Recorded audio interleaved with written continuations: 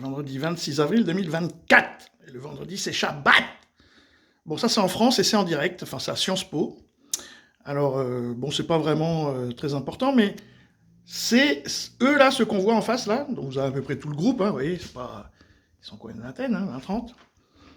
C'est les opposants aux wokistes qui ont colonisé Sciences Po. Bon, après, ça, c'est leurs affaires à eux. C'est pas des gens forcément qui travaillent à Sciences Po. Hein. Donc, on va écouter vite fait. Et après, je reviens. Au même, je coupe. Là. Calme, mais ça reste très... Voilà, le problème, c'est que...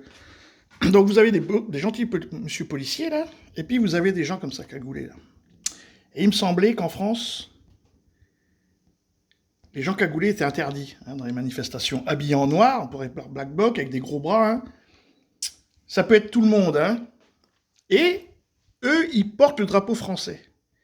Alors que c'est pas un problème contre la France, hein, c'est une histoire entre l'Iran, qu'est-ce que je raconte, entre Israël et le Hamas. Ça n'a rien à voir avec la France.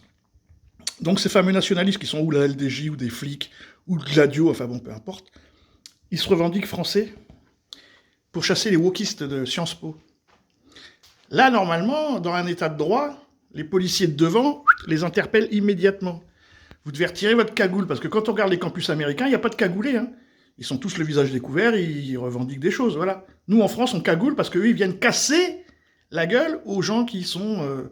je sais pas, ils ont pris la Sorbonne, ils ont pris Sciences Po, c'est pas nouveau. Eux, ils viennent pour casser de l'arabe, quoi. Hein. C'est ça l'histoire. Tendu ici, deux groupes qui sont donc espacés d'une vingtaine de mètres à l'heure actuelle. On les entend, là encore actuels, en train de scander « Libérer les otages ». Voyez ? Merci Olivier. Libérer les otages, voilà. Israël et la Palestine. Et quoi ? Je sais pas quoi. Démocratique, machin, truc et tout. Le mélange de genres, c'est ça, et la guerre civile, ça pourrait être ça.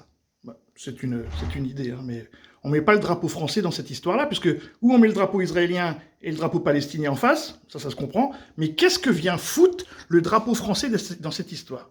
Est-ce que quelqu'un peut m'expliquer, mais qu'est-ce que vient foutre ce putain de drapeau français ? Bon allez, salut. Et bon Shabbat.